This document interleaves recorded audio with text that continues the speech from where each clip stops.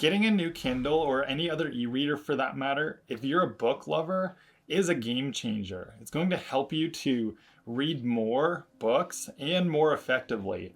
And because my friends and family know that I like to make Kindle videos on this channel, I wanted to share a few of the tips that help you get off to the races quicker if you're a beginner just getting started with a Kindle. Now I've got the signature edition paperwhite, but I'm going to describe more so the built-in features for all Kindles that will really help you to get more out of your reading experience if you're just getting started with your first e-reader. So the first quick tip that I want to share is how do you get the book cover to show on your Kindle screen when it's asleep? It just helps it to make it feel like you're reading the actual book rather than an e-reader device. So go into the settings and under screen and brightness, there's the option to show the cover on the lock screen. That's going to change it from those generic screens that you see on the Kindle if you don't have that setting on, to having the book cover of whatever you left off on show up on your lock screen. It's a small setting feature that I just really like the look of. If you're not a fan or you want to keep it more incognito on what you're reading, you can switch that off at any time. Now the next setting, since we're already in the screen and brightness area, is brightness and warmth, which I believe all of the new Kindles have the ability to go into night mode or adjust the brightness. You might not have the auto brightness if you don't have the signature edition or another Kindle that features that, but you can always go in and adjust your brightness at any time through swiping down from that top menu and changing it to whatever you prefer. Now, I like to max out the warmth, which is just going to adjust how blue or yellow tone or orange tone that light is. Makes it a lot easier when you're reading at night if you change that setting and increase the warmth.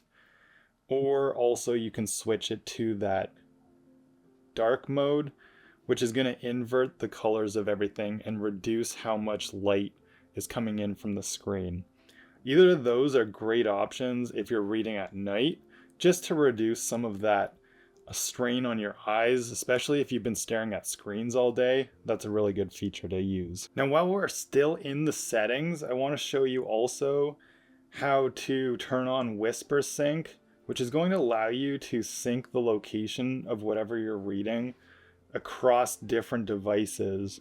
So your reading position, all those notes and highlights are going to sync to your Kindle account, which also allows you to sync to something like Readwise. But if you've got the audiobook version of a book as well as a Kindle version, it's going to allow you to sync that position. So if you're reading a chapter and then listening to a chapter on your commute to work or on a trip or anything like that, it's going to jump you forward in the ebook to that location the next time you pick it up and read.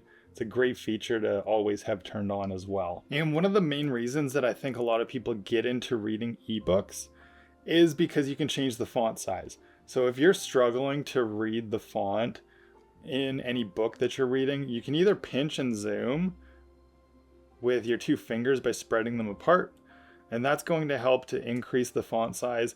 Kindles don't respond as fast as like your iPhone or other phone will, so it takes some time to adjust and make sure that it's at that setting. So don't just pull your fingers off right away. That will allow you to resize all of the text on the page to something that's more readable for you. Now, you can also do that through touching the top center of the screen, and where the 2A symbol is, it's going to give you all the different font settings. So you can go to the automatic like adjusted ones here, or whatever you want as like your custom font, and play around also with the font family. Some people like different font families and the reading experience they get from that.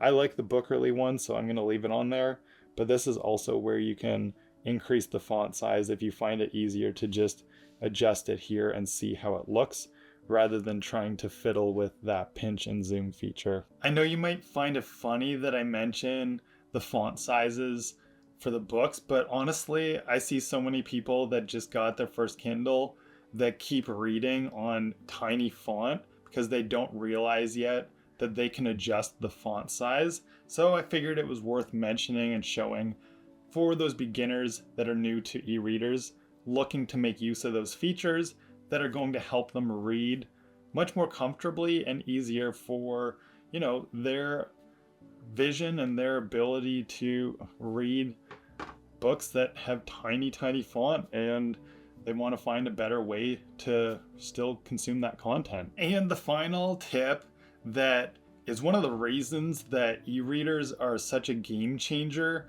especially if you're trying to read a lot of books, like you've got a reading goal for the year, or you just want to read more in general, is how do you get ebooks for free or for low cost?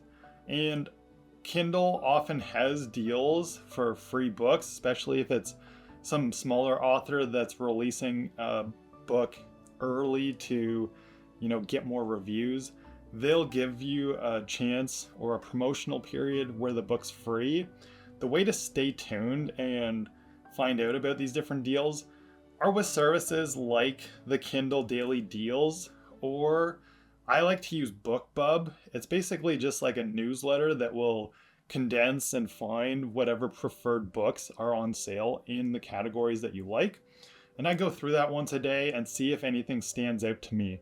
Often bestsellers like books from Cal Newport, Tim Ferriss, Adam Grant will be promoted during different phases of the year as their ebook for $1.99 or $2 or $3.99. And this is a great time to pick up some really awesome books if you haven't checked them out before.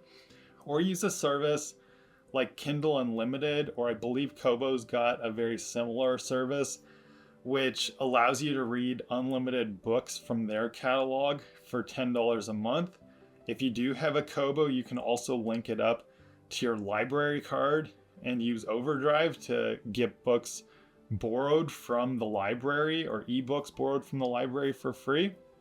So there's a couple of different ways that you can really crush your reading goals with an e-reader compared to having to go to the store or go to the library constantly to stock up on the books that you want to read. And to me, some of the features with Kindle are what set it apart for an e-reader experience for me personally. But whichever device or whichever service you like the most of, most of those $1.99 or 99-cent book sales are across the board. So you'll find them on Apple Books. You'll also find them on Kobo whenever the publisher puts them on sale. So it's not like it's limited exclusively to Kindle. That's just the service that I like to make use of the most for those book deals. So those are some of the beginner tips that I see a lot of people miss out on when they're new to Kindles or e-readers in general, and helps you to get the most out of your reading experience. Now, if you've already got a library of EPUBs and other ebooks that you want to get moved over to your new Kindle, the next tip is how to do that, and you can find it in this video here now.